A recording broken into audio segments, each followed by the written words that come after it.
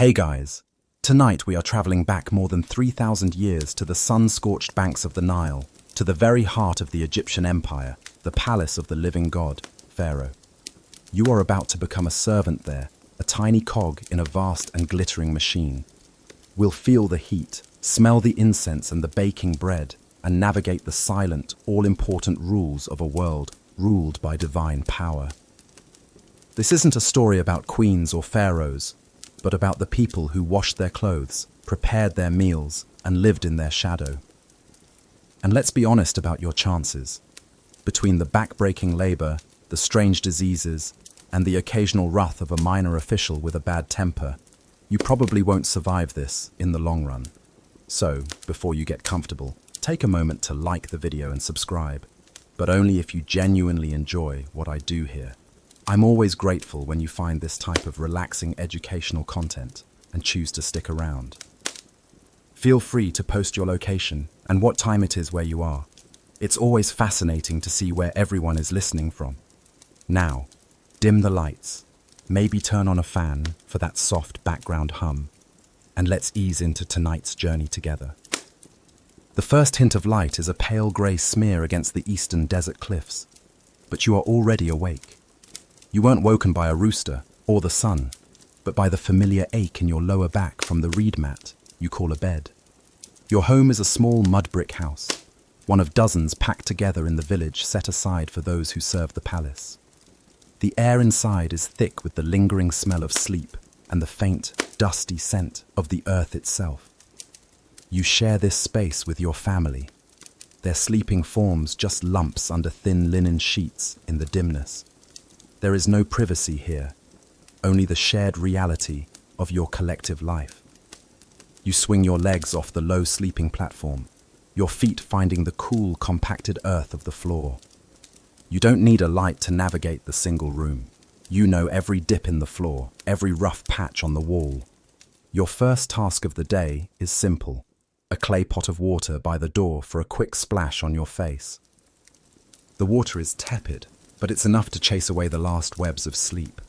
Breakfast is a piece of yesterday's bread, dense and coarse. It's not the fine white bread of the nobles. It's made from emmer wheat, full of grit that has already begun to wear down your teeth. You chew it slowly, methodically, washing it down with a sip of water. It's not delicious, but it's fuel.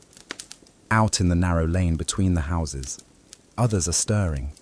The village, known as the place of truth to its inhabitants, is slowly coming to life. You hear the soft murmur of voices, the cry of a baby, the shuffling of feet. This is your first official day of service in the great house, the Pharaoh, the palace itself. Your father secured this position for you, a legacy of his own long years of labor. It is meant to be an honor, a secure job that guarantees a daily ration. But as you stand in the doorway, wearing a simple knee-length linen kilt, you feel a knot of pure terror in your stomach. The stories you've heard are a mix of wonder and warning. Tales of endless halls of shining calcite, of gardens with impossible flowers, but also of cruel overseers and punishments for the smallest mistakes.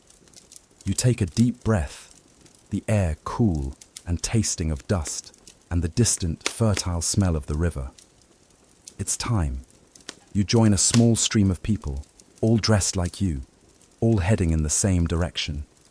This is the daily muster, the formal start of the workday. A local foreman, a man named Kenamon with a perpetually unimpressed look on his face, stands with a palette and reed pen. He doesn't call out names. He simply makes marks on a piece of broken pottery, an ostrakon, as he recognizes each face. He gives you a long, hard look. You are the new one. He grunts, makes a tick mark, and waves you on. That's it. You are now officially part of the machine. The walk to the palace complex is not long, but it feels like a journey to another world. You pass the grand tombs cut into the western hills, the final homes for the kings you will now serve. They are silent and imposing against the dawn sky. Historians still debate the precise level of freedom afforded to the workers in these villages. Were they essentially honored civil servants, respected artisans with a degree of autonomy, or were they a form of state-owned labor, bound by duty and tradition? As you walk, a young man a few paces ahead of you stumbles, and you hear the foreman bark a sharp insult at him. You get the feeling that honored civil servant might be a bit of an overstatement. The whole system feels less like a job and more like a form of inheritance you can't refuse. Your career has been chosen for you. You find it funny, in a dark way, that your father was so proud of this. It's like being proud that your son has won a lifetime subscription to backbreaking labor. The path widens as you approach the outer walls of the palace complex. The sun is now clearing the horizon, casting long, sharp shadows. The air is starting to warm, and you can already feel the promise of the day's oppressive heat. You see men heading to the fields, their hoes over their shoulders, and you wonder for a moment if their life is harder or simpler than the one you are about to enter. At least they get to work under the open sky. You, on the other hand, are about to be swallowed whole. The outer wall of the palace complex is a formidable barrier of whitewashed mud brick, at least 20 feet high. It seems to stretch for miles in either direction, a stark white line separating the chaotic, dusty world from the ordered universe of the Pharaoh. The gateway is a massive pylon, its surface covered in brightly painted reliefs of the king smiting his enemies. The colors are so vivid, they almost hurt your eyes in the morning sun. Brilliant blues, rich reds, and dazzling gold leaf that glitters and flashes as you approach. You've seen pictures of it, of course, but standing before it, you feel an overwhelming sense of your own smallness. You are a speck of dust about to enter a god's home. The guards at the gate don't look at you. Their gaze is fixed on something above and beyond, their faces impassive bronze masks. They hold long spears and painted shields, their presence a silent warning.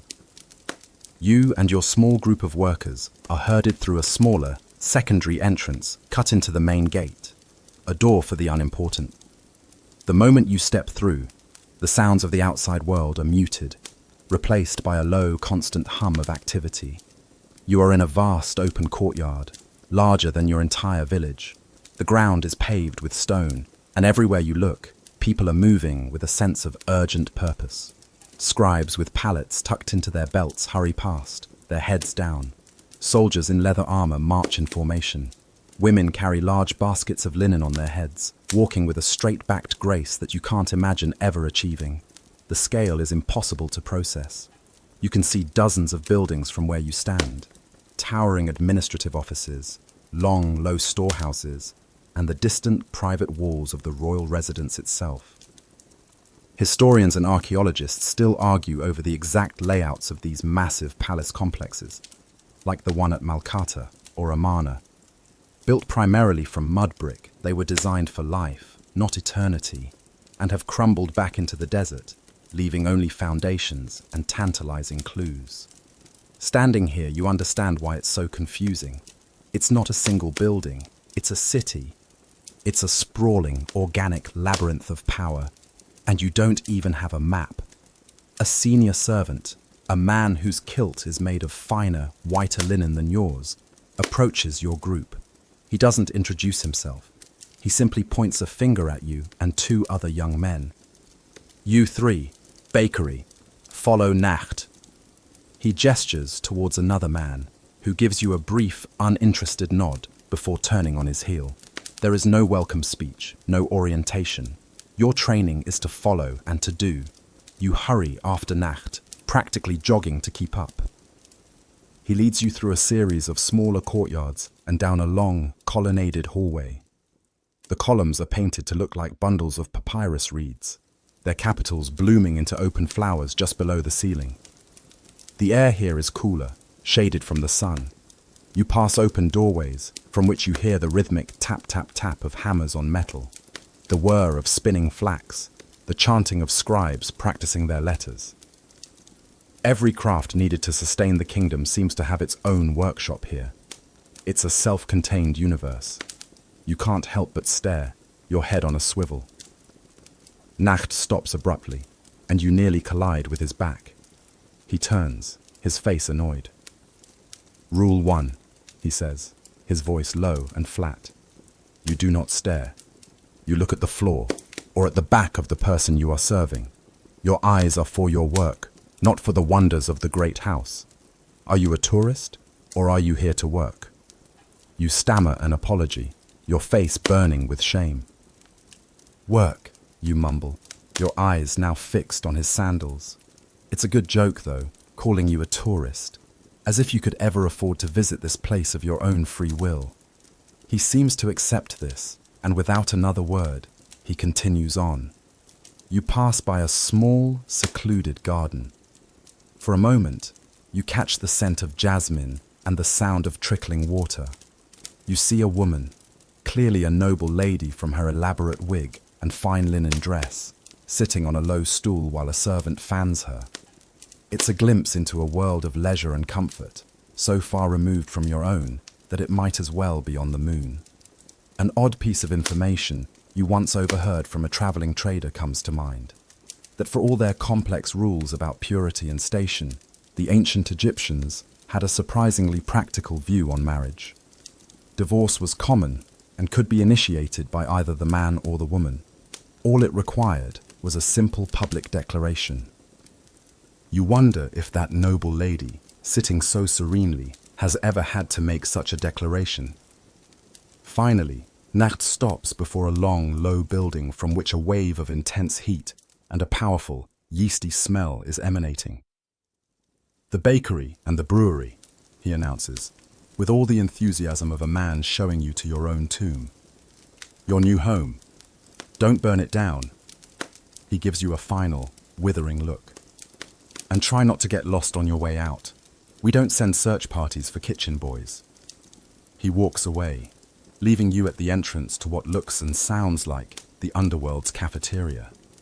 The sheer size of this place makes you realize that keeping the Pharaoh and his court fed must be one of the largest industrial operations in the entire kingdom.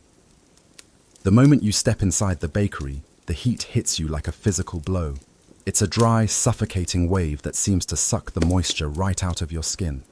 The air is thick with flour dust that hangs in the shafts of light, slanting down from high, narrow windows near the ceiling. The smell is overwhelming, a combination of warm, fermenting dough, baking bread, and the sweat of dozens of working men. The noise is a constant, chaotic symphony, the rhythmic grinding of stones, the slap of dough against wooden tables, the shouts of overseers, and the deep, rumbling roar from the series of massive clay ovens that line the far wall.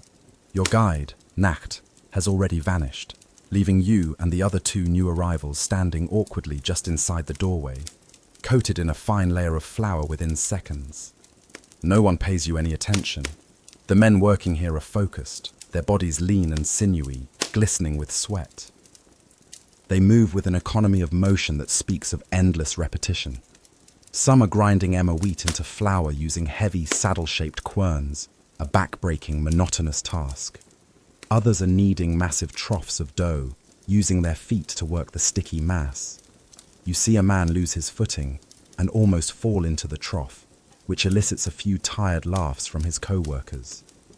It's probably the highlight of their day, a brief break in the drudgery. An overseer, a heavy-set man with a perpetually angry expression and a short throwing stick tucked into his belt, finally notices you. He stomps over, his footsteps kicking up little puffs of flour. "New ones?" he barks, not as a question, but as a statement of fact. You all nod dumbly. "Good. We are behind schedule for the offerings to the temple of Amun." He points to a mountain of clay jars in a corner. "You, go fetch water from the well in the courtyard. Don't stop until I tell you." "You," he points to the second boy, "help the grinders. And you," his finger lands on you, "you're on sieve duty." He gestures to a pile of freshly ground flour, teeming with grit, chaff, and the occasional insect wing. "Sift it. Make it fine. The priests of Amun don't like bugs in their bread. Now go. Your job for the next several hours is mind-numbingly simple. You are given a wide, shallow sieve made of woven reeds. You scoop up the coarse flour, and you shake, and shake, and shake. Your arms quickly begin to burn, and the fine dust gets in your eyes, your nose, your mouth. You feel it coating your throat, making you cough. The flour that falls through is collected on a clean mat, destined for the high-quality bread for the gods and the royal family. What's left behind in the sieve? The husks, the sand, the little bits of stone from the grinding quern, is unceremoniously dumped into another pile. You suspect this is what will be used to make your own rations. It's a perfect visible metaphor for the palace hierarchy. After what feels like an eternity, a bell rings, signaling a short break. You are handed a cup of beer and a small, dense loaf of bread. The beer is thick and cloudy, more like a thin porridge than the drink you might imagine. Historians know that this beer was a staple of the Egyptian diet, providing essential nutrients and calories for the laboring class. It wasn't for getting drunk, it was for survival. As you gulp it down, you notice some of the older workers have their own small flasks. They're drinking something that smells much stronger. You learn later that while the state provided the basic, low-alcohol, workers' beer, a thriving black market existed for higher quality brews smuggled out of the brewery. It's your first lesson in the palace's shadow economy. You look over at the brewery side of the building. It's just as chaotic. Men are mashing cooked bread and water in large vats, creating the wort. The air on that side has a sour, fermented smell. One of the ongoing debates among Egyptologists is the precise recipe for ancient Egyptian beer. They know it was made from bread, but the exact types of yeast, the flavorings, like dates or honey, and the fermentation process are still matters of scholarly guesswork based on residue found in ancient jars. Looking at the scene, you doubt there was a single, precise recipe. It was likely a chaotic, whatever works kind of process, especially for the mass-produced stuff. A joke makes the rounds among the workers. An old baker, his face permanently caked in a mask of white dust, quips, "I've been working here 30 years. I came in to make bread for the king, and I've slowly turned into a loaf myself." Everyone groans, but it's a welcome moment of shared humor in the oppressive heat. Your break is over too soon, and you're back to sifting. Your world shrinks to the feel of the sieve in your hands, the burn in your shoulders, and the endless pile of flour. You are no longer a person. You are a tool, a human filter. And as the day wears on, you realize this is the essence of your new life. To perform a single, repetitive task until you are told to stop, all to ensure that someone you will never meet can enjoy a perfect loaf of bread. After several weeks in the sweltering chaos of the bakery, you are given a new assignment. You are not told that you have been promoted. You are simply collected one morning by a different, higher-ranking servant. This man, named Pentu, is the deputy of the Chamber of Royal Linens, and his own kilt is so white and finely pleated, it looks like it was carved from ivory. He looks you up and down, his nose wrinkled slightly, as if he smells the lingering scent of yeast and sweat on you. "You have been chosen to serve in the outer halls," he announces. "You will carry refreshments to the scribes and minor officials. Your old life is over. Your new life is one of silence." This is it, your first step up the ladder. You are leaving the industrial zone and entering the administrative heart of the palace. Pentu leads you to the linen stores, a vast, clean and quiet chamber filled with cedar chests. From one, he produces a new kilt for you. It's still coarse by noble standards, but it's a world away from the grimy loincloth you wore in the bakery. The hierarchy of linen is a real and visible thing. You can tell a person's rank at a glance, from the rough, brownish cloth of a field hand to the almost translucent, gossamer fine royal linen worn by the vizier. Your new kilt marks you as something more than a manual laborer, but something far, far less than important. You are now officially middle management's problem. Pentu then gives you your instructions, which are less about what to do and more about how to be. "You are a ghost," he says, his voice a low, serious murmur. "You see nothing. You hear nothing. If a courtier is speaking, you are deaf. If a scribe drops a papyrus, you are blind. You exist only to place a cup on a table and to remove it when it is empty. You do not make eye contact. You do not speak unless spoken to, and you pray to all the gods that no one ever speaks to you. Is that clear? It is perfectly clear. Your job is to become human furniture. Your first day is nerve-wracking. You are given a tray with a small jug of cooled water, sweetened with a little honey, and a few pottery cups. You follow Pentu through halls that are quieter and more richly decorated than any you have seen before. The floors here are polished, and the walls are painted with scenes of agriculture and peaceful family life, a stark contrast to the smiting pharaohs at the main gate. You are taken to a long hall where a dozen scribes are working. They sit cross-legged on the floor, their papyrus scrolls balanced on their laps. The only sound is the soft scratch and rustle of their reed pens. Your heart is pounding. These are educated men, powerful in their own quiet way. They control the flow of information, the records, the very memory of the kingdom. To you, they are terrifying. Pentu gives you a nod.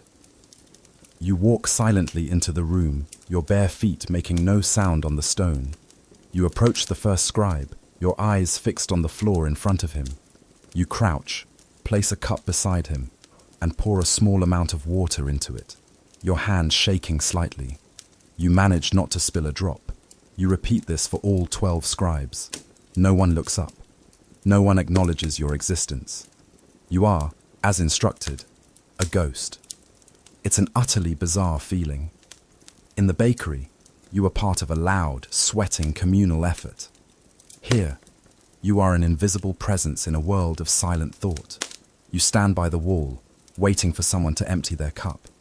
You find yourself studying the details you are allowed to see, the different types of scribes' palettes, some simple wood, others ornate ivory, the way they hold their reeds, the small bags of pigments they use for red ink. One of the ongoing discussions among historians is the literacy rate in ancient Egypt. While it was certainly low overall, was it confined only to a tiny professional class of scribes, or was there a wider, functional literacy among craftsmen and officials? Watching these men work, you get the sense that writing is a form of magic, a secret code that separates the rulers from the ruled. You certainly can't read a single one of the beautiful, intricate symbols they are painting. After an hour, one of the scribes, a young man with a tired look, drains his cup and places it pointedly on the floor. That's your cue.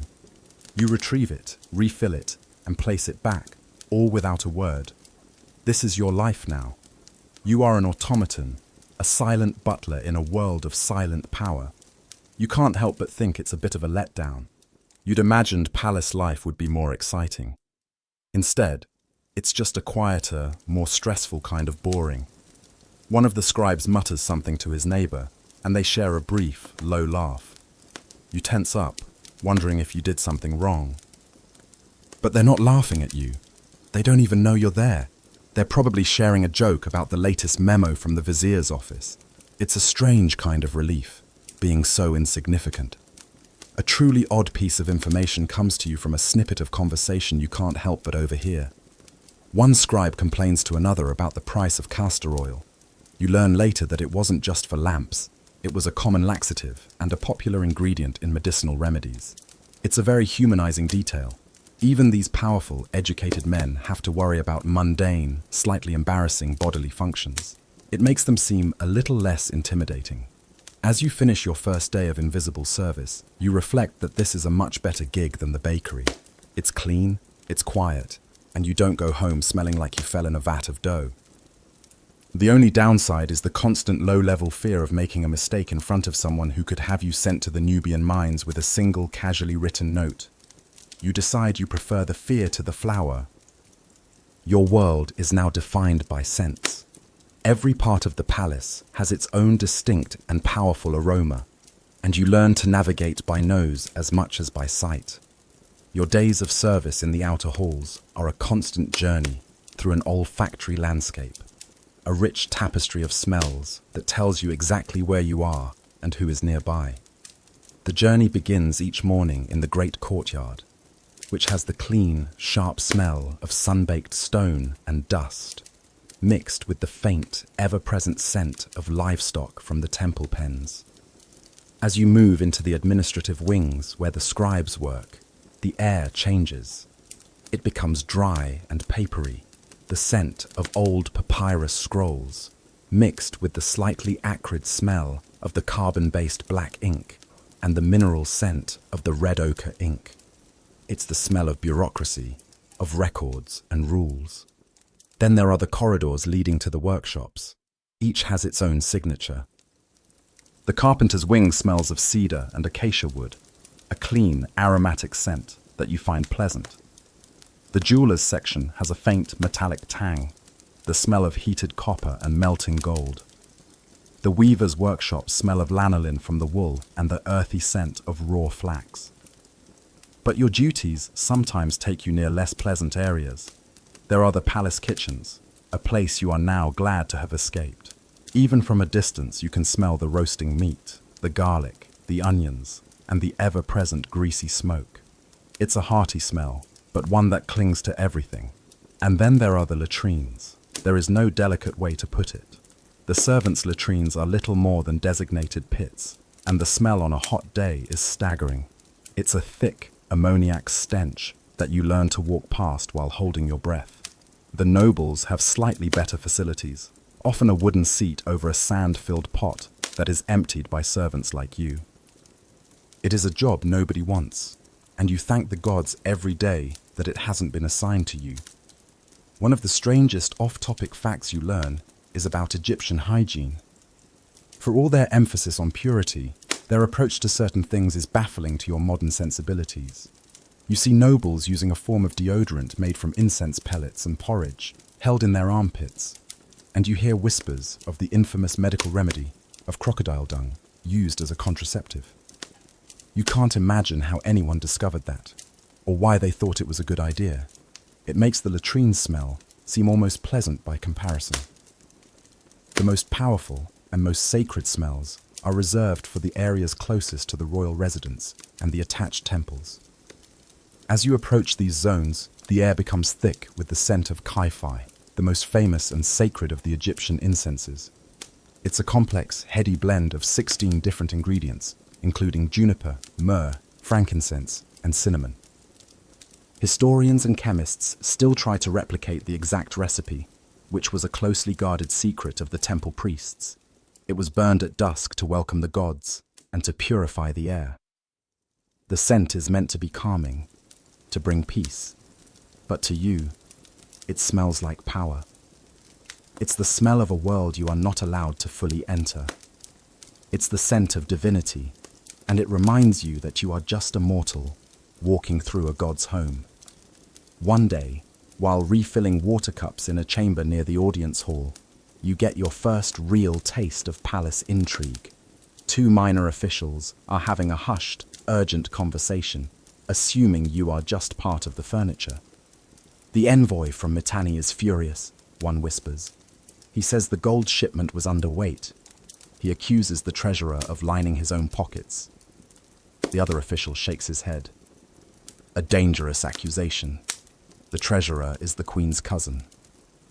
They fall silent as another person enters the room, but the seed has been planted. You, the invisible servant, now know a dangerous secret. It's a terrifying piece of information to hold. What do you do with it? Nothing. You say nothing. You erase it from your mind. This is how you survive. You learn that the palace runs on two things: official orders written on papyrus and secret information whispered in hallways. One is for the historical record, the other is for staying alive. The hallways are a network of information, and the smells are the signposts.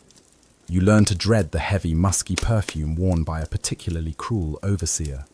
You learn to recognize the clean, herbal scent of the physician's quarters, a place you hope never to need. You even learn the faint, sweet smell of fear sweat, and you can tell when a courtier is about to go before the vizier for judgment. It's a strange and intimate knowledge. You may not be able to read the hieroglyphs on the walls, but you can read the air itself. It's a skill that isn't taught in any scribal school, but for a servant in the Pharaoh's palace, it's the most important lesson you will ever learn. And you can't help but laugh to yourself sometimes. All those years your mother told you to keep your nose clean, and here you are, succeeding by doing the exact opposite. Life in the palace is governed by 2 calendars. The first is the official one, the civil calendar of 3 seasons. Akhet, the inundation, Peret, the growing season, and Shemu, the harvest.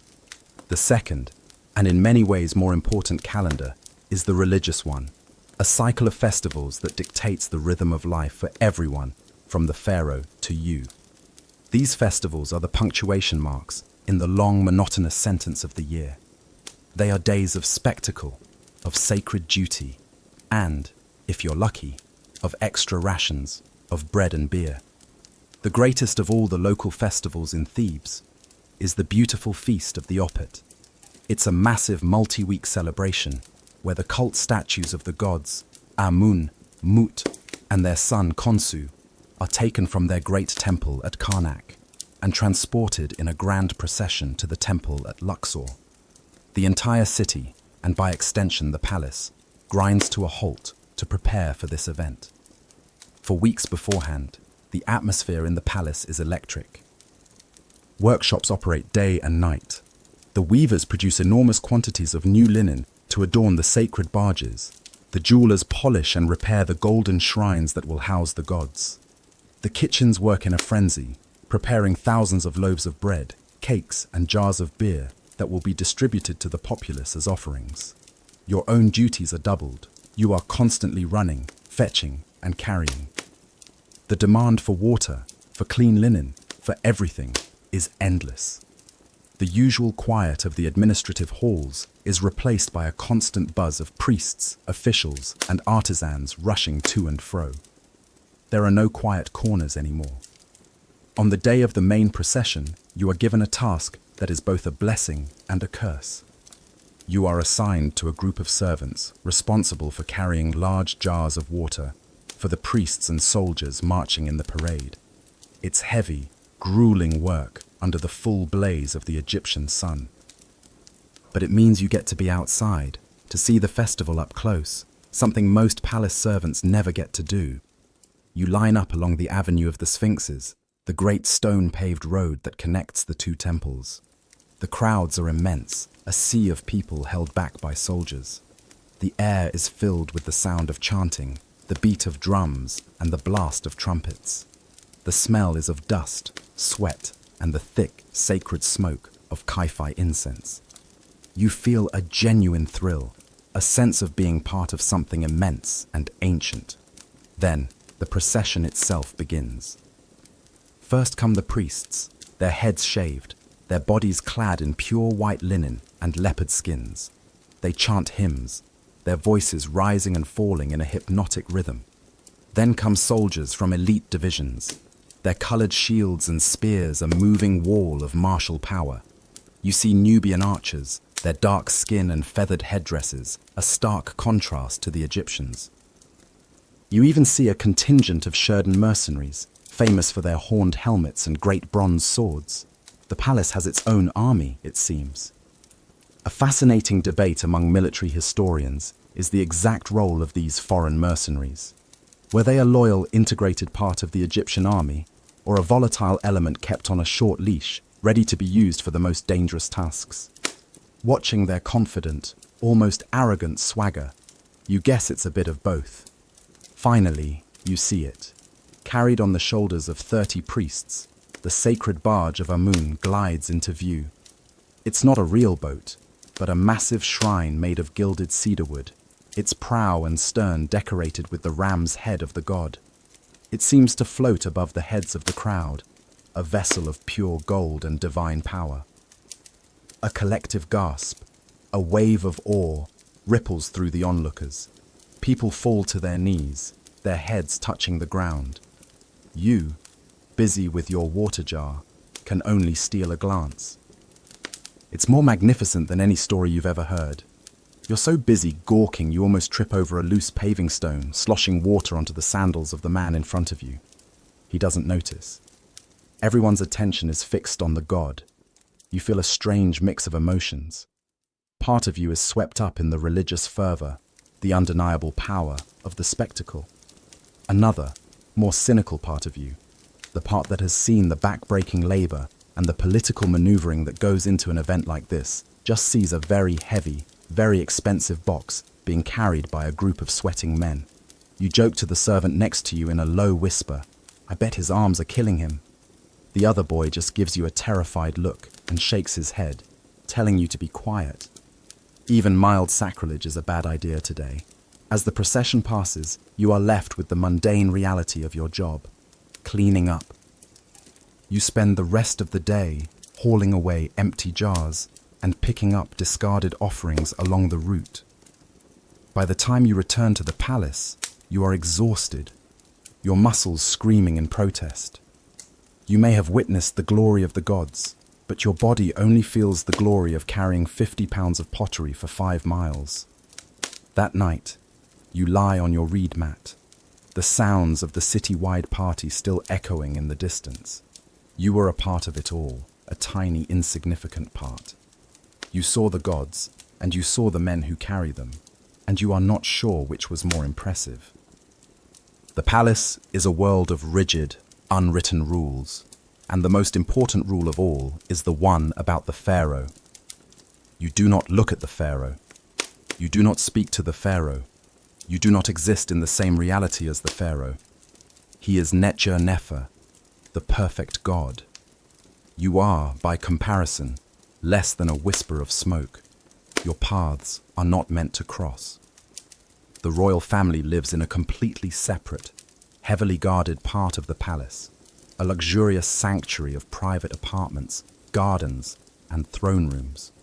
Servants who work there are a special breed, chosen for their loyalty, their discretion, and, it is whispered, their inability to speak.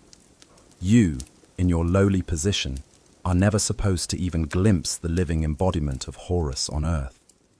But the palace is a labyrinth, and sometimes even gods get lost. It happens on an otherwise unremarkable afternoon. You are sent to fetch a specific type of blue pigment from a remote storeroom, one you've never been to before. The chief scribe for the House of Life needs it for a particularly important funerary text. You are given directions, but they are confusing, involving turns at the hallway with the painted ducks and past the courtyard of the Syrian tribute. You get lost. You wander down a series of identical-looking corridors, the silence broken only by the soft slap of your own sandals on the cool stone floor. You know you are in the wrong place. The air here is different. It's cooler, and it carries that heavy, sacred scent of Kai-Fi incense, usually reserved for the temples.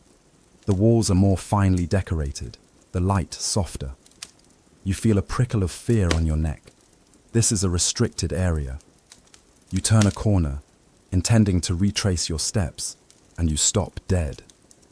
Standing not 20 feet away from you, with his back to you, is a man. He is not dressed in the full, formal regalia of kingship. He wears a simple, elegant kilt of the finest white linen and a golden circlet on his head. But you know, with a certainty that freezes the blood in your veins, who it is. It is the Pharaoh. He is alone, looking up at a faded star map painted on the ceiling.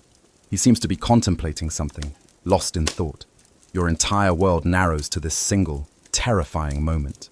Every rule you have ever learned screams at you to turn, to run, to disappear. But you are paralyzed. What is the correct protocol for accidentally stumbling upon a god? There is no manual for this. Do you prostrate yourself? Do you try to sneak away? If he turns and sees you, what will happen? You have heard stories of guards being executed for less. Your mind is a whirlwind of panic. You are not supposed to be here. He is not supposed to be here. It's like a gazelle bumping into the sun. Then he sighs. It's a quiet, weary sound. The sound of a man with the weight of 2 kingdoms on his shoulders. In that single human sound, the terrifying divine aura flickers for a moment, and you see not just a god, but a person. It's a profoundly disorienting experience. Egyptologists debate the exact nature of the pharaoh's perceived divinity. Was he considered a living god at all times, or did his divinity have to be ritually enacted? Was there a separation between the man and the office? Standing in this silent hallway, you feel like you are seeing the man, not the office, and it's more frightening than any amount of divine wrath. He shifts his weight slightly, and you think he is about to turn. Your body finally unlocks. In a single, desperate motion, you duck into a small, shadowed alcove, a niche in the wall that probably once held a statue. You press yourself flat against the cold stone, making yourself as small as possible, holding your breath until your lungs burn. You pray. You pray to your village gods, to your ancestral spirits, to the great gods of the state, to anyone who might be listening. Don't let him see me. He stands there for another long moment. Then, without turning, he continues slowly down the corridor and disappears around another bend. The silence he leaves behind is 100 times heavier than before. You stay frozen in your hiding spot for what feels like a full lifetime. Your heart is hammering against your ribs so hard, you're afraid it will echo in the hall. You finally peek out. The corridor is empty. You don't run. You walk, very slowly, very deliberately, back the way you came, your legs shaking. You never find the blue pigment. You return to the scribe's hall empty-handed and accept the harsh scolding from the chief scribe for your incompetence. You let him call you lazy and stupid. You bow your head and accept the punishment, which is a night without your evening meal. It is the best bargain you have ever made. A missed meal in exchange for your life. That night, lying on your mat, you can't sleep. You keep seeing the simple white kilt, the golden circlet, and the weary human sigh. It's a dangerous secret, a moment of impossible intimacy. You tell no one. You bury it deep inside you. You now understand the most important rule of the palace isn't about silence or invisibility. It's about knowing that even a god can take a wrong turn, and your entire existence depends on you not being there when it happens. Life in the palace is a rigid hierarchy, and your place in it is defined by what you are given. Your daily rations of bread, beer, and onions are your salary, your sustenance, your everything. But what the palace provides is just enough to survive. To live, even a little, you need more. And for that, you must enter the palace's thriving, unacknowledged, and utterly essential shadow economy. This is the world of bartering, of favors, of secret trades made in quiet corners and storerooms. It operates on a simple principle. Everyone has something, and everyone needs something else. The currency isn't gold or silver rings, not for people at your level. The currency is surplus. A cook in the royal kitchens might have access to leftover spices. A guard might be able to find a slightly worn pair of sandals. A gardener can pocket a few sweet dates. And you, a lowly server in the outer halls, have access to information and proximity. You know which official is in a good mood, which scribe is desperate for a rare pigment, which overseer is looking the other way. This knowledge has value. Your first foray into this world is a small one. Remember the gritty, low-quality bread you were given in the bakery? You now receive a slightly better quality, but you've seen the fine, white loaves destined for the royal table. One day, you are tasked with helping to clear away the leftovers from a banquet for some minor Nubian dignitaries. There are whole baskets of this fine bread left untouched. The overseer of the feast hall is a man named Merry, and you've noticed he has a fondness for the sweet dark beer that is sometimes served to visiting envoys. Through a complex chain of whispers, you arrange a trade. You will discreetly lose a small basket of the white bread near the kitchens, where a friend of yours will pick it up. He will then trade that bread to a brewer's assistant for a small flask of the good beer, which you will then give to Merry.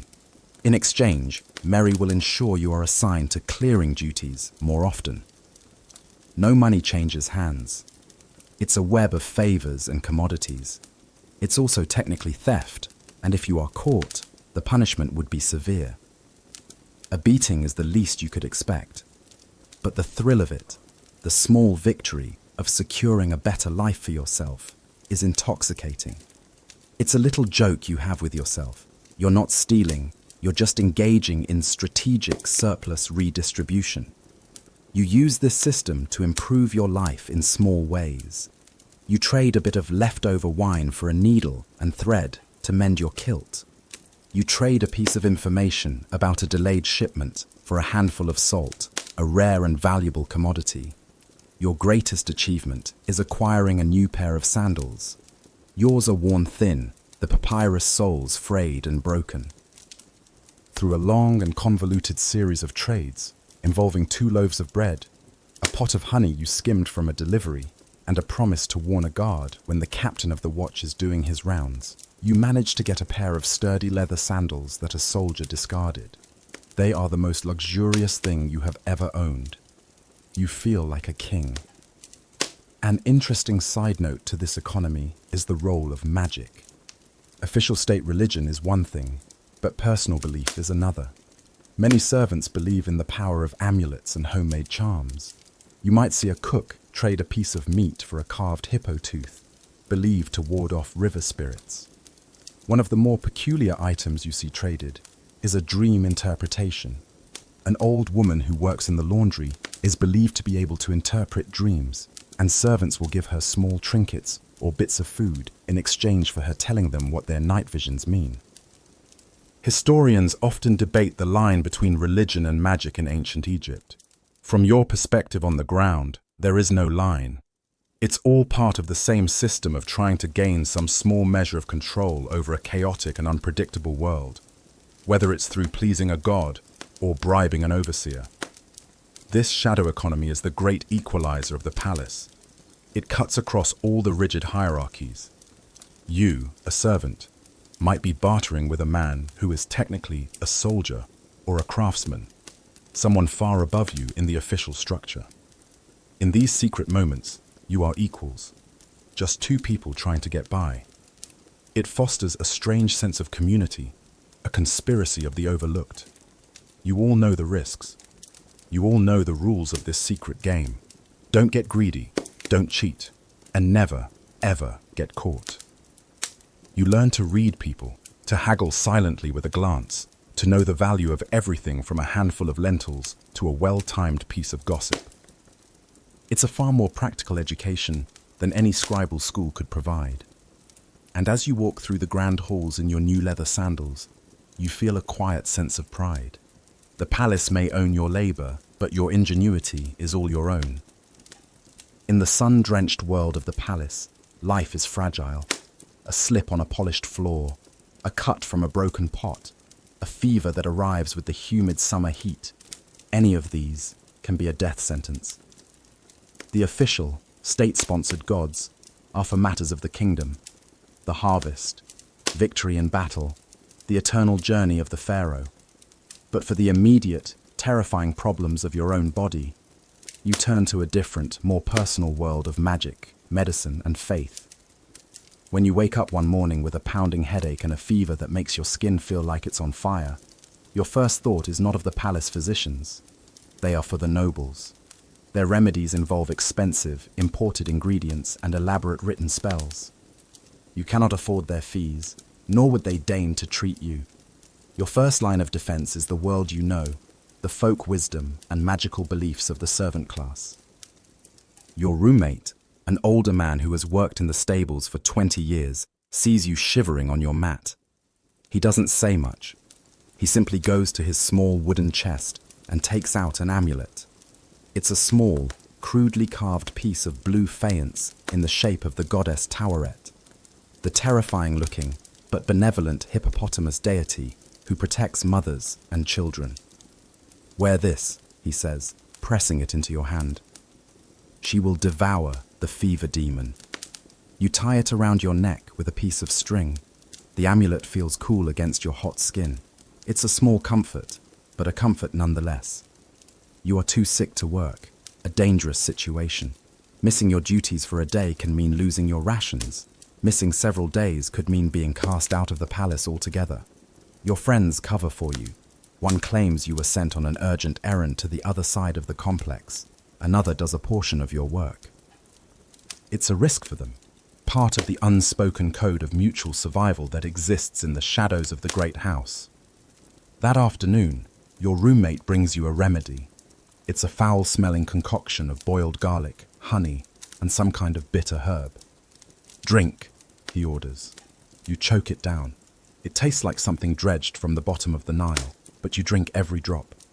It's a joke among the servants that the remedies are so vile they don't cure you. They just scare the sickness into leaving.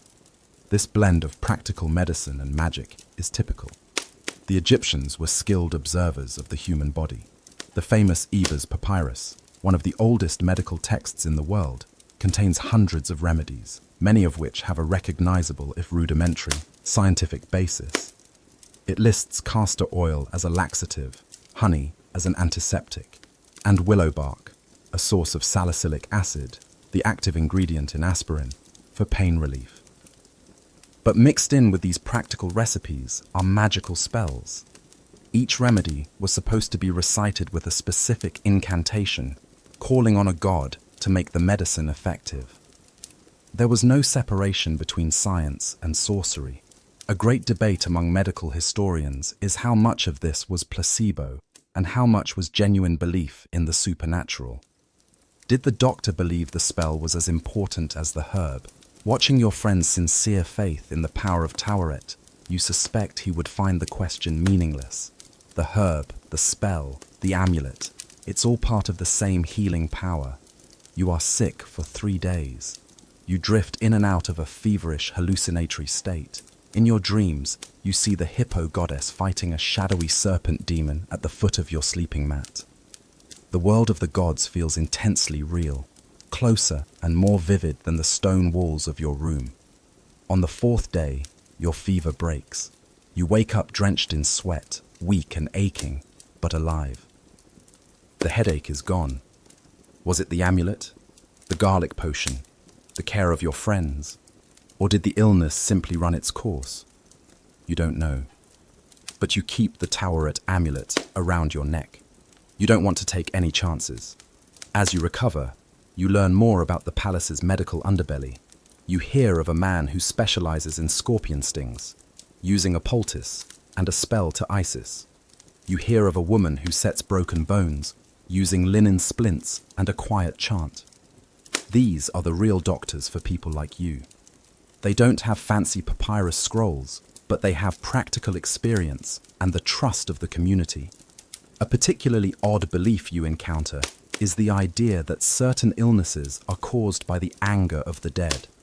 If a family member was not buried with the proper rites, their angry spirit, or Akh, could return to inflict sickness upon the living.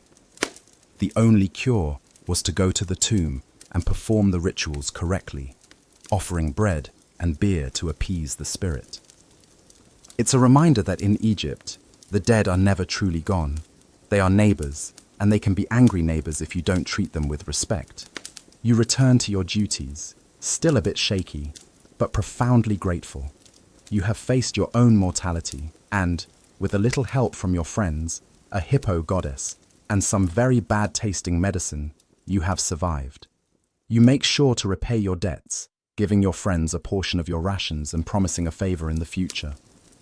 In the palace of the Pharaoh, your life is a tiny flickering flame, and you protect it not with the power of the king, but with the small, ancient magic of the common folk.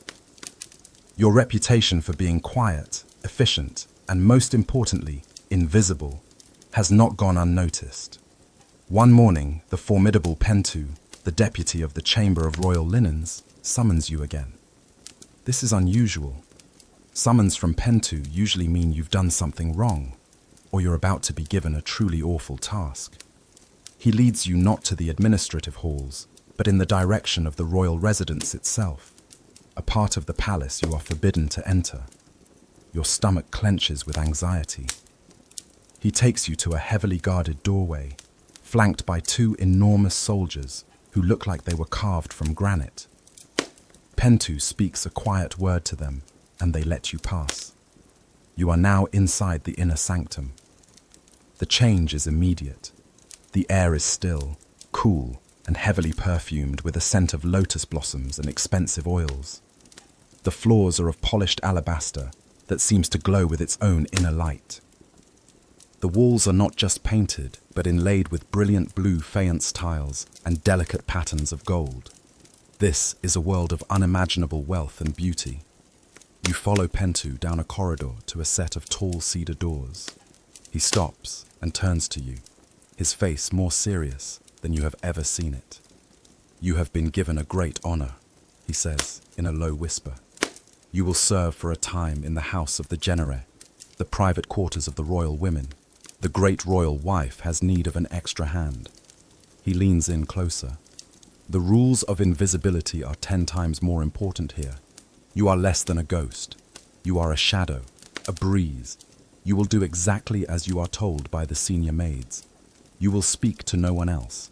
If you see anything, you will forget it before it has even entered your eyes. A single mistake here, and you will not be sent to the mines. You will simply disappear. Do you understand?"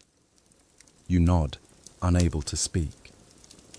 The house of the Generet, what the Greeks would later call a harem, is one of the most mysterious and secluded parts of the palace. It is not just the home of the pharaoh's principal wife, the queen, but also of his lesser wives, his mother, his sisters, and his daughters. It is a world run by women, for women, and it has its own strict hierarchy, its own politics, and its own secrets. Historians debate the true nature of these institutions. Were they prisons of gilded silk, or centers of female power and influence, where queens and princesses could wield considerable political authority behind the scenes? Pentu opens the door and ushers you inside. You enter a large, open courtyard filled with light. A small pool sits in the center, its surface covered in lotus flowers. Potted pomegranate trees and grapevines provide shade. The sound of female laughter and the gentle melody of a harp drift from a shaded portico.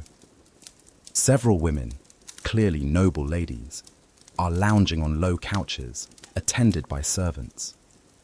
Their clothing is a world away from your simple kilt. They wear dresses of the finest, almost transparent linen, pleated in intricate patterns. Their black wigs are adorned with gold and carnelian beads. Their eyes are heavily lined with black coal. It's a scene of opulent, relaxed beauty. A stern-faced older woman, the chief maid, greets you. She looks you over with a critical eye. "So this is the new one," she says to Pentu, ignoring you completely. "He's thin. Can he carry heavy laundry?" "He is stronger than he looks," Pentu replies. "And more importantly, he knows how to be quiet." The chief maid grunts. "We will see." She turns to you. "Your name is never to be spoken here. You are the boy. Follow me. Your job is menial. You carry baskets of soiled linen to the laundries. You fetch water for the baths. You move furniture. You are the muscle, the silent, unacknowledged male presence in a world of overwhelming femininity. The women of the court drift past you as if you are a pillar or a potted plant. They hold conversations in front of you that are shockingly intimate, discussing everything from the quality of the latest shipment of perfume from Punt to the romantic entanglements of minor courtiers. You learn more about the palace's secret life in one afternoon here than in a year of serving scribes. One particularly odd thing you notice is the use of cones of perfumed fat. On special occasions, the noblewomen place a cone made of tallow mixed with fragrant oils on top of their wigs.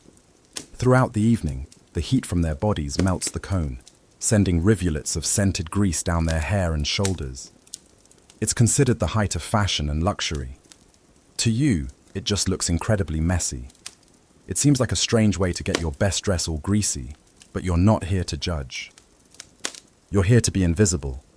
You do catch a glimpse of the great royal wife, the queen herself. She is walking in the garden with her children, and for a moment, her eyes meet yours. She doesn't smile. She doesn't frown. Her gaze is utterly neutral, like she is looking at a distant tree. But in that instant, you feel the immense, unshakable power she wields. She is not just the pharaoh's wife. She is a political figure, a religious icon, a goddess in her own right. You immediately drop your eyes to the floor, your heart pounding. Your temporary assignment lasts for 2 weeks. It's the most nerve-wracking and strangely beautiful time of your life. You exist in a dream of perfume, music, and quiet, dangerous power. You do your job perfectly. You are silent, efficient, and you forget everything you see the moment you see it. When Pentu finally comes to collect you, the chief maid gives him a rare, brief nod of approval. "The boy is quiet," she says. "He may return if needed." It is the highest praise you have ever received. As you step back out into the familiar, masculine world of the outer palace, it feels drab and colorless by comparison. You have been inside the secret garden, and now you are back in the desert. You don't know if you are relieved or disappointed. The world outside the palace walls, and indeed inside them, is not just Egyptian. The Pharaoh's empire is vast, a cosmopolitan hub that stretches from Nubia in the south to Syria in the north. This reality becomes startlingly clear when a major delegation arrives from the kingdom of Mitanni, a powerful rival empire in Mesopotamia. The palace transforms to receive them. For a servant like you, this means a new kind of chaos. The Mitanni are here to finalize a treaty, a diplomatic marriage between one of their princesses and the pharaoh. It's a major political event, a piece of statecraft that will be recorded on clay tablets and papyrus scrolls for posterity. For you, it means you have to learn a whole new set of customs on the fly. The Mitanni delegation is large and loud. They are warriors and horsemen, their language is harsh and guttural, and their clothes are heavy woolen cloaks, completely unsuitable for the Egyptian heat. They stride through the palace halls with a confidence that borders on arrogance. Their bearded faces a stark contrast to the clean-shaven Egyptians. You are assigned to serve them refreshments in one of the guest quarters. Your instructions are simple. Keep their cups full of beer and wine, and do not react to anything they do or say. This is harder than it sounds. Their customs are, to your eyes, bizarre. They drink far more and far more quickly than the Egyptians, roaring with laughter and slapping each other on the back. They handle the delicate painted pottery cups with a carelessness that makes you wince, expecting to hear a shatter at any moment. You find their energy both terrifying and fascinating. One of the Mitanni nobles, a huge man with a braided beard and a necklace of gold medallions, beckons you over. He says something in his own language. You, of course, have no idea what he wants. You just stand there, holding your tray, your mind blank with panic. An Egyptian translator, a scribe who specializes in foreign languages, steps in. He wants to know if all the servants in Egypt are as skinny as you, the translator says, a little too cheerfully. The Mitanni noble laughs, a great booming sound. You don't know what to do. Is it a joke? An insult? The translator whispers, "Just bow and back away." You do so, your face burning. It's a classic case of culture clash. It's like a team of rowdy rugby players being hosted by a silent order of monks. The gifts they bring are a source of endless wonder and gossip among the servants. They have brought not gold or incense, the typical tribute, but horses. Dozens of magnificent, tall, powerful horses, far larger and stronger than the native Egyptian stock.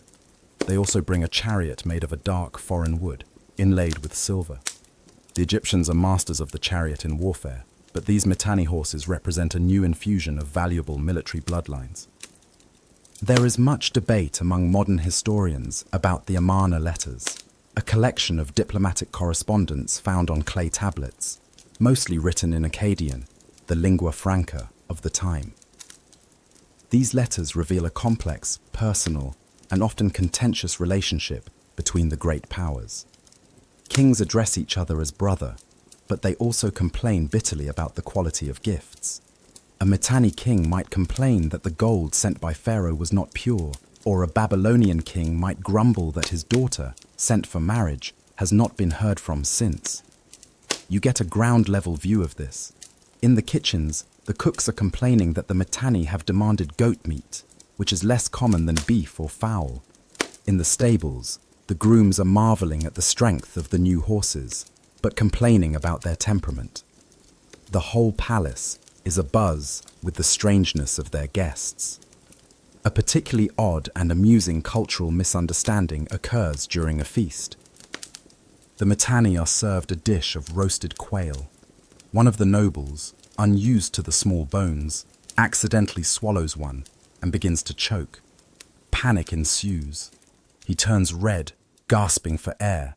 While the Egyptian courtiers look on in frozen horror, one of his own men calmly walks up behind him, wraps his arms around the choking man's chest, and gives a sharp, powerful squeeze. The bone shoots out of his mouth and clatters onto a golden plate.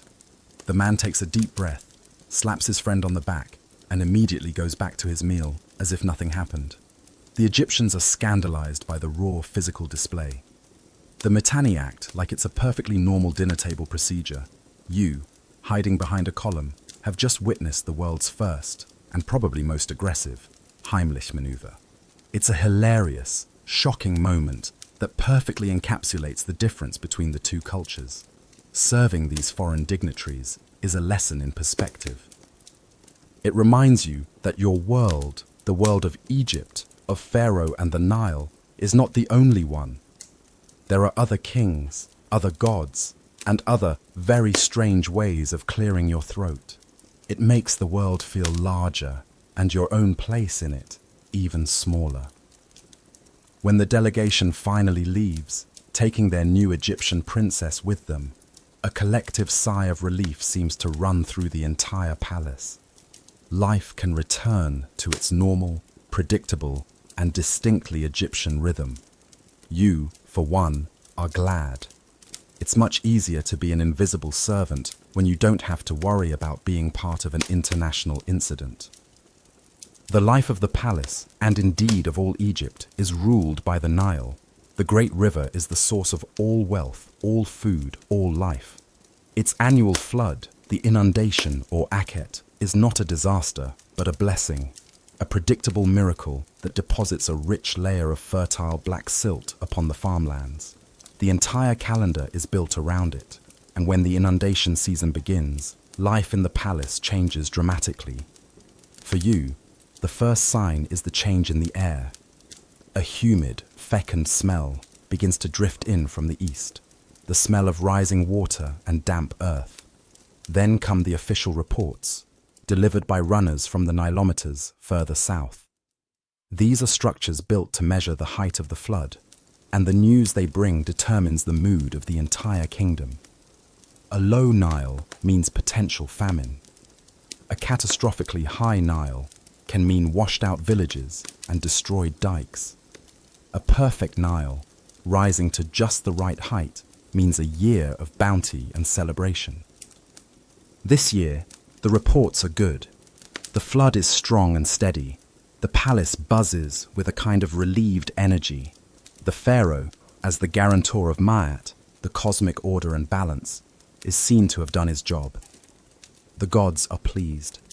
For many of the palace workers, the inundation is a time of relative quiet. With the fields underwater, agricultural work ceases. This is the traditional time for state-building projects, when the vast labor pool of farmers is redirected to quarrying stone, hauling supplies, and working on the pharaoh's great temples and tombs. But for a servant inside the palace walls, the duties simply shift. With the high water, river traffic increases. Boats laden with goods from all over the empire can now travel easily, their hulls gliding over the submerged landscape. Your days are now filled with tasks related to this influx of goods. You are sent to the palace docks, a chaotic, bustling place of shouting sailors and sweating laborers to help unload cargo. You haul sacks of grain, crates of pottery, and heavy amphorae of wine and oil from the ships to the palace storehouses. It's hard, physical labor, but it's a welcome change of scenery. You get to work under the open sky, to feel the river breeze, and to watch the endless traffic on the water. You see everything from humble reed fishing skiffs to magnificent royal barges with painted sails. It's a tangible display of the kingdom's wealth and reach. A strange piece of trivia you learn during this time relates to the Egyptian concept of geography. For them, the world was a relatively simple place. There was the Black Land, Kemet, the fertile strip along the Nile, and there was the Red Land, Deshret, the sterile desert that surrounded them. Their entire worldview was shaped by this duality. You overhear a scribe explaining to a child that the Nile flows from the south to the north because the south is higher than the north, which to you seems like a perfectly logical, if slightly oversimplified, explanation. But he also explains that the underworld is a mirror of this, with its own river and its own fields that the dead must navigate. The physical world and the divine world are precise reflections of each other. The storehouses you are filling are a marvel of administrative genius. They are vast, labyrinthine buildings, cool and dark inside. Each commodity has its own section, meticulously organized and guarded. Scribes at the entrance record every single sack of grain, every jar of oil, on ostraca or papyrus. This is the central nervous system of the kingdom's economy. The contents of these storehouses pay the soldiers, feed the artisans, and fund the entire state apparatus. Historians still marvel at the logistical sophistication of the new kingdom's bureaucracy. Without computers or complex mathematics, they managed a command economy of incredible scale and complexity. Looking at the endless rows of jars, each with a small hieratic docket describing its contents, origin, and date, you feel like you are standing inside the world's largest and most complicated pantry. It's an awesome display of organizational power. But even in this highly organized world, there's room for a bit of fun. During a lull in the work, you see a group of sailors showing off. One of them has a pet monkey, a small, mischievous creature that is a popular exotic pet among those who travel. The monkey, much to the delight of the workers, has been taught to mimic the pompous walk of a particular harbor overseer. It puffs out its tiny chest and struts back and forth, and the men howl with laughter. The overseer himself is nowhere to be seen, thankfully. It's a small, fleeting moment of rebellion, a joke at the expense of authority. You find yourself laughing along with them, a rare and welcome sound. The inundation season is a time of renewal. The land is resting, being reborn under a blanket of water and silt. And for you, it's a time of different work, different sights, and a reminder that the palace, for all its power and glory, is entirely dependent on the rhythms of the great river that flows just outside its walls. It's a humbling thought. The Pharaoh may be a god, but even he must bow to the power of the Nile. In the rigidly stratified society of the palace, the scribes occupy a unique and powerful position. They are not nobles by birth, nor are they manual laborers. They are the educated elite, the architects of the bureaucracy that holds the empire together. They wield power not with a sword, but with a reed pen. As a servant who primarily works in the administrative halls, you have become accustomed to their presence. You have learned their habits, the way they like their water, the quiet intensity of their work. You have always been careful, silent, and invisible around them. But one day, your invisibility fails you. It happens in the House of Life, the institution that is part library, part scriptorium, part university, where sacred and scientific texts were copied and studied. You are there on an errand, fetching a new set of reed pens for your usual group of scribes. You are walking down a long, quiet corridor lined with shelves holding hundreds of papyrus scrolls. The air smells of old paper and dust. You are not really paying attention, your mind on the simple task at hand. As you round a corner, you collide with someone, not hard, but enough to make you both stumble. You look up and your blood runs cold. It is Neb Mare, the chief archivist of the House of Life, one of the most senior and respected scribes in the entire palace. He is an old man with a severe face and eyes that seem to see right through you. In his hands, he was holding a small, open papyrus scroll. The collision has knocked it from his grasp. It flutters to the floor, landing perilously close to a puddle of water left behind by a cleaner. You both lunge for it, but he is quicker. He snatches it up before it can be damaged. He straightens up, his face a mask of cold fury. He holds the scroll as if it were a sacred relic, which to him, it probably is. "You clumsy oaf," he hisses, his voice low and sharp as a shard of flint. "Do you have any idea what this is?" You can only stammer, "Forgive me, honored one. It was an accident." "An accident?" he scoffs. He holds the scroll up to your face. It's covered in intricate hieratic script, the cursive form of hieroglyphs used for everyday writing. This is a copy of a letter from the time of the great Thutmose III. It is 400 years old. The papyrus is so brittle, a harsh glance could turn it to dust. And you blundering shadow, you nearly destroyed it. Your mind is racing. A single word from this man could have you flogged, or worse. You prostrate yourself on the floor, your forehead touching the cool stone. It is the ultimate gesture of submission and apology. "My life is yours to command, honored one," you whisper, your voice trembling. "Please, I meant no harm." He is silent for a long, terrifying moment. You can hear the soft rustle of the papyrus as he examines it for damage. "Get up," he says finally, his voice still cold, but with the sharp edge of fury slightly blunted. You rise slowly, not daring to meet his eyes. "What is your name and function?" he demands. You tell him, your voice barely a whisper. He looks you over, a long, calculating look. You serve the scribes in the outer hall. You see the power of the written word every day, and yet you do not appreciate it. You walk through this sacred space as if it were a common marketplace. He gestures to the scrolls on the shelves. This is the memory of our people, the wisdom of our ancestors. This is what separates us from the barbarians who live in the desert. Without this, he shakes the scroll gently, we are nothing. We are forgotten. There is a profound academic debate on this very topic, the role of historical memory and propaganda in the Egyptian state. Was the extensive record-keeping purely for administrative purposes, or was it a conscious effort to craft a specific, state-approved version of history, one that emphasized continuity, divine kingship, and the eternal victory of Egypt over its enemies? Listening to Nebmare, you have no doubt.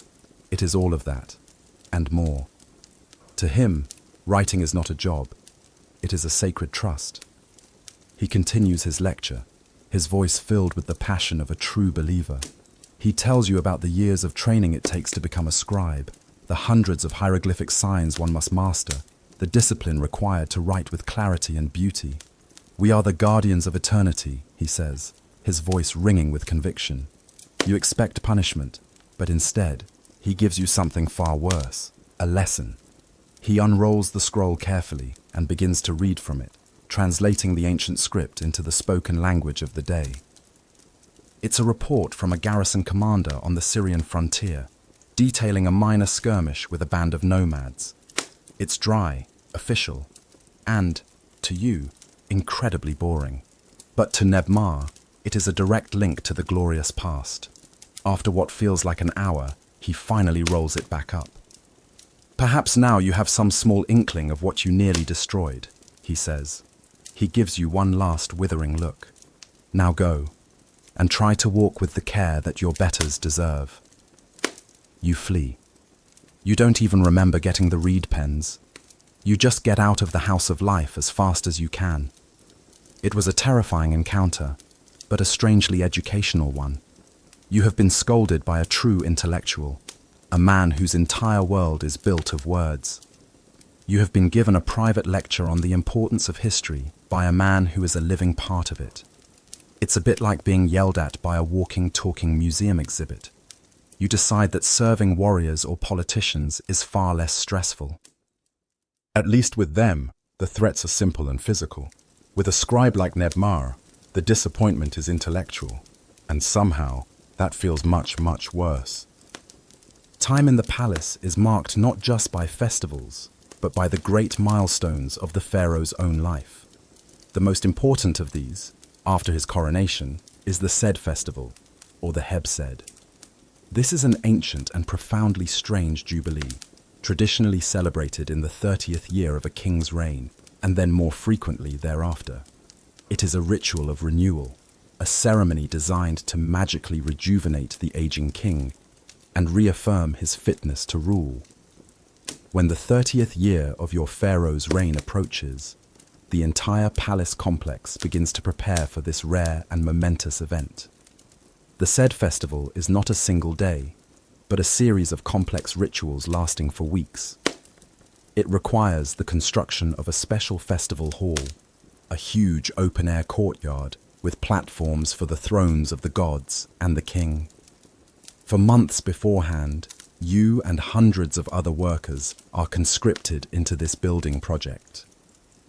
You haul timber, mix plaster, and help raise the great painted columns. The work is hard, but there's a different feeling about it. You are not building a tomb for a dead king, but a stage for a living one to be reborn. As the time for the festival draws near, the palace fills with dignitaries from every corner of Egypt. Governors, high priests, and mayors from all the nomes or provinces arrive to pay homage and to witness the rejuvenation of their king. The palace becomes a crowded, bustling metropolis of the powerful. Your duties are endless. You are constantly carrying messages, fetching supplies, and serving food and drink to the visiting nobles. The atmosphere is a mixture of festive celebration and deep religious solemnity. The said festival's origins are lost in prehistoric antiquity, and even to the Egyptians of your time, some of its rituals are ancient and obscure. Egyptologists still debate the original meaning of many parts of the ceremony. Was it a symbolic reenactment of the unification of Upper and Lower Egypt? A ritual derived from a prehistoric trial where an aging chieftain had to prove his strength or be killed? Or something else entirely?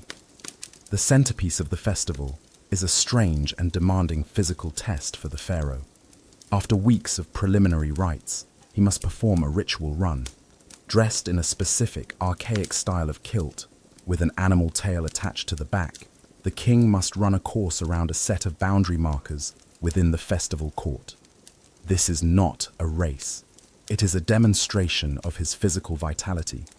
He runs the course once, wearing the crown of Upper Egypt, and a second time wearing the crown of Lower Egypt, symbolizing his dominion over the two lands. You are fortunate enough to be tasked with serving water to some priests on a platform overlooking the festival court. From this vantage point, you can see the whole ceremony unfold. You see the pharaoh, your god king, the man you accidentally saw in the hallway, now dressed in this strange, primitive costume. He is no longer young. You can see the lines on his face, the grey in his hair, but when he begins to run, he moves with a surprising speed and vigor. The crowd of dignitaries watches in absolute silence. The only sound is the rhythmic beat of drums. It's a surreal sight. The most powerful man in the world, running back and forth in a field to prove he's still got it. It strikes you as a bit absurd, like making the chief scribe take a spelling test every year just to make sure he hasn't forgotten his letters. After the run, there is a great deal of ceremony. The king is recrowned. He takes his seat on a double throne, and the visiting nobles come forward one by one to swear their allegiance anew. It is a powerful piece of political theatre, a public declaration that the king's power is undiminished by time. One of the oddest parts of the festival, which you only hear about through gossip, is a ritual involving the stretching of the cord. The pharaoh, along with a priestess representing the goddess Seshat, the mistress of writing and measurement, would use a rope to lay out the foundations of a new temple or building. This act symbolically connected the king's rejuvenation with a new burst of creative, architectural energy. It was a promise of future greatness. As the festival concludes, a great feast is held. This time, the generosity is immense. Even the lowest servants receive a huge bonus of bread, beer, meat, and cakes. It's the best meal you've had in your entire life. You and your friends gorge yourselves, a rare moment of pure, uncomplicated joy. Lying on your mat that night, your belly full, and your mind still buzzing from the spectacle, you reflect on what you've seen. You have witnessed an ancient magic, a ceremony designed to hold back time itself. You saw your king, an aging man, transform back into a vital, powerful ruler before the eyes of his people. You don't know if the magic is real, but you know that for everyone who watched, from the highest priest to you, the servant, it felt real. And in the world of the palace, feeling is believing. The life of an Egyptian is geared towards one ultimate goal, a successful journey into the afterlife. For the pharaoh and his nobles, this meant the construction of vast and elaborate tombs, filled with everything they would need for eternity. For the common laborer, it meant a simple pit grave with a few clay pots. For you, a palace servant, your connection to eternity is often through the work you do for your master's final resting places. During the inundation season, when agricultural work is impossible, the state redirects its vast labor force to its monumental construction projects. While many are sent to the great temples or the pharaoh's own tomb in the Valley of the Kings, you are assigned to a smaller, though no less important project, the tomb of Nebmar, the very same chief archivist who so thoroughly terrified you in the House of Life. His tomb is being cut into the limestone cliffs of the Theban necropolis, the great city of the dead on the west bank of the Nile. It is a place you have seen from a distance your entire life, but now you will be working within it. Your job is menial but essential. You are part of a team of laborers who clear the rock and debris chipped out by the skilled tomb cutters. The work is dusty, hot, and repetitive. You fill woven baskets with limestone chips and carry them out into the blinding sun to be dumped. All day long, you walk back and forth, from the cool darkness of the emerging tomb into the heat of the desert and back again. The air inside the tomb is thick with stone dust that clogs your throat and makes you cough. The only light comes from smoking, oil-fueled lamps that cast flickering shadows on the walls, making the space feel alive and claustrophobic.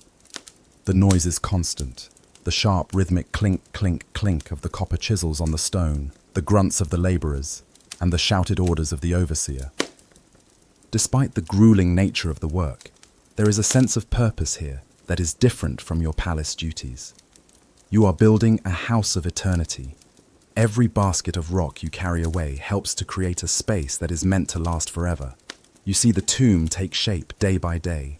First, a simple entrance, then a short passage leading to a main hall, and finally, a small, hidden burial chamber where the sarcophagus will one day rest. One of the great mysteries for Egyptologists is the precise technique used to cut these tombs with such accuracy, using only simple tools of copper, stone, and wood. Watching the tomb cutters, you see it's a matter of incredible skill, patience, and generations of accumulated knowledge. They work in teams, their movements synchronized, their understanding of the stone almost intuitive. After the cutting is finished, the artists arrive. This is the most magical part of the process. The rough limestone walls are covered with a thin layer of plaster, and then the draftsmen begin to sketch the scenes of the afterlife in red ink. Then the painters come, filling in the sketches with brilliant colors made from ground minerals. You watch, fascinated, as they create a perfect, idealized world for Nebmare's spirit, his Ka, to inhabit for eternity. There are scenes of him and his wife feasting, scenes of him hunting in the papyrus marshes, and scenes of him standing before the gods of the underworld. The goal is to provide him with a perfect, unending version of his life on Earth. A particularly odd and specific detail you notice in one scene is a depiction of a funeral procession. In the crowd of mourners are two women who are wailing dramatically, tearing at their clothes and throwing dust on their heads. The overseer tells you these are professional mourners, women hired to display an extravagant amount of grief to honor the deceased. It strikes you as a strange job. You get paid to cry at the funerals of people you've never met. It's performance art for the dead. As you work, you can't help but think about your own mortality. What will your eternity be like? You won't have a beautiful painted tomb. you will be lucky to get a clay coffin and a few prayers from your family. Does that mean your afterlife will be less comfortable than Nebmar's? The state religion is clear. Everyone has a chance at immortality if they live a life of Ma'at and pass the judgment of Osiris. But looking at the sheer amount of resources being poured into this one man's tomb, it's hard not to feel that some eternities are more equal than others. One day, Nebmar himself comes to inspect the progress. He walks through the tomb, his face stern and critical. He points out a minor error in a hieroglyph, and the artists scramble to correct it.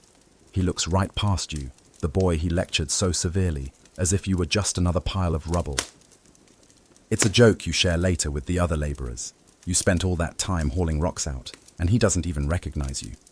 So much for making a lasting impression. When your part of the work is done, you leave the city of the dead and return to your life in the palace. But the experience stays with you. You have helped to build a bridge to the next world. You have touched the stones that will house a man's soul forever. It's a strange and humbling thought. You may be just a servant, but your sweat and labor are now part of someone's eternal story. The palace, for all its splendor and seeming self-sufficiency, is not immune to the anxieties that plague the rest of the kingdom. Its heart may be made of stone and gold, but its stomach is filled with grain, and that grain comes from the fields, watered by the Nile. When the annual inundation is weak, a palpable sense of fear ripples through all of Egypt, from the humblest farmer to the Pharaoh himself. And that fear seeps through the palace walls like the damp chill of a winter morning. It begins, as always, with reports from the Nilometers in the south. The runners arrive, their faces grim. The news spreads through the palace, not in official proclamations, but in whispers, in worried glances exchanged between officials, in the sudden tension in the air. The flood is low, dangerously low. The black silt, the lifeblood of the nation, will not cover as much land. The harvest will be smaller. The consequences are immediate and practical. The overseers of the great storehouses, the men who once seemed to have an infinite supply of food, suddenly become dragons guarding their hoard. Rations are cut. The quality of the bread declines, becoming coarser, with more grit and chaff. The beer is thinner, more watery. The portions of fish or onions that sometimes supplemented your diet disappear completely. Hunger, or at least the gnawing fear of it, becomes a constant companion. The mood in the palace sours. Tempers are short. Arguments break out over small things. The usual, low-level grumbling of the servants turns into a more bitter, anxious chatter.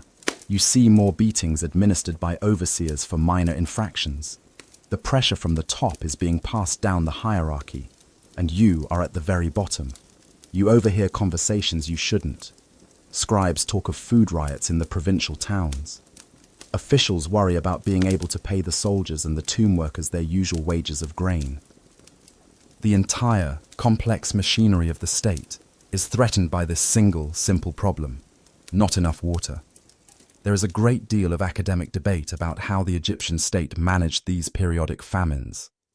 Some evidence suggests a sophisticated system of national granaries and centralized distribution to alleviate the worst of the shortages.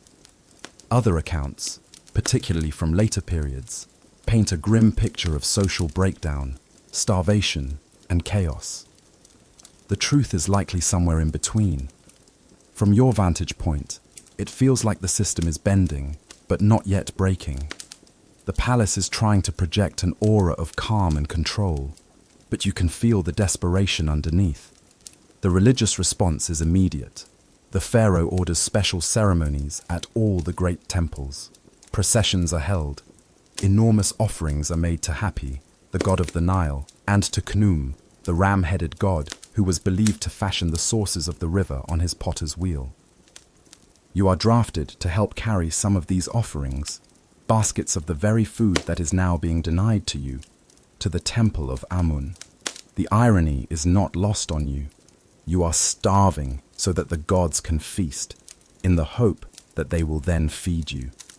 It's a system of divine economics that you find deeply unsatisfying. One of the strangest side effects of the anxiety is a boom in the business of oracles. People at all levels of society are desperate for answers, for reassurance. The great state oracles, like the Oracle of Ammon at Karnak, are besieged with official questions about the future of the harvest. But a smaller, more personal industry of divination thrives among the servants. Remember the old woman in the laundry who interprets dreams? She is now one of the most popular people in the palace.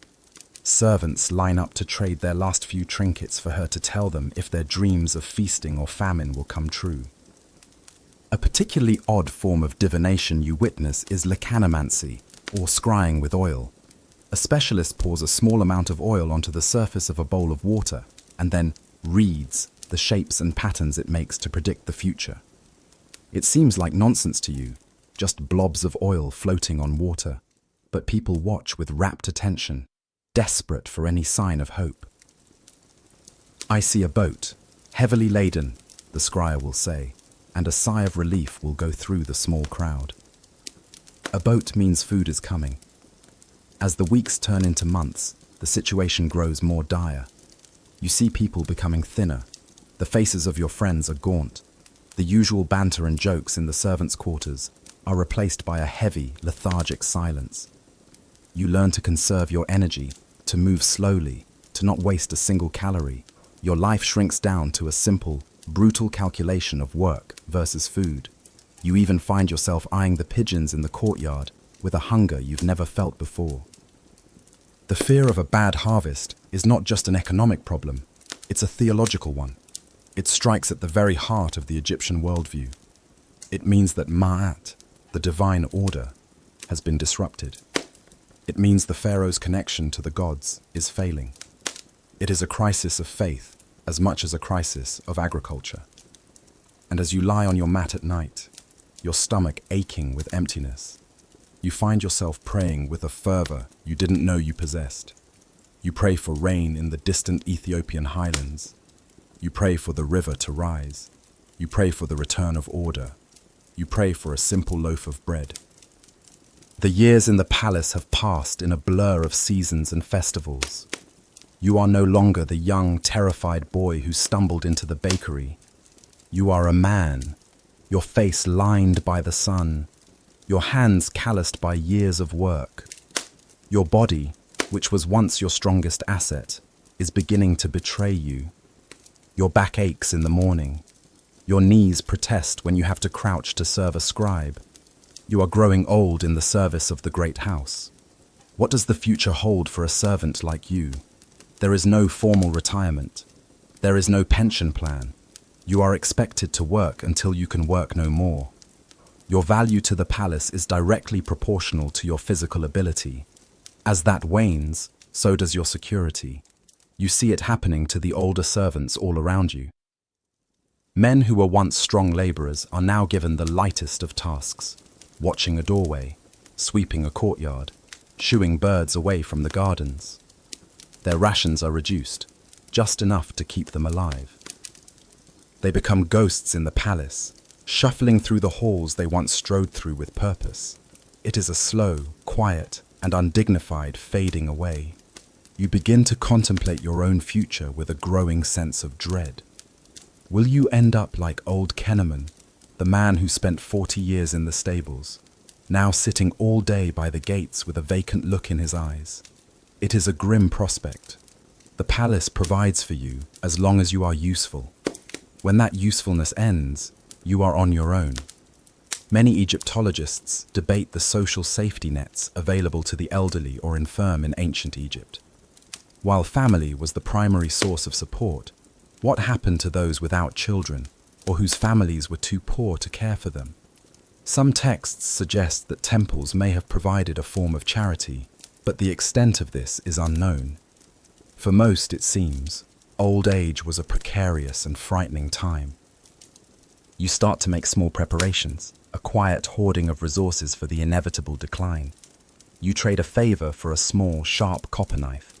You save a few extra strips of linen. You try to build a small network of younger servants who might look out for you, remembering the kindness you showed them when they were new. It's a small insurance policy against the future. One day, you are tasked with helping to clear out the personal effects of a servant who died in the night. He was an old man who had worked in the weaver's workshops. His possessions fit into a single small chest.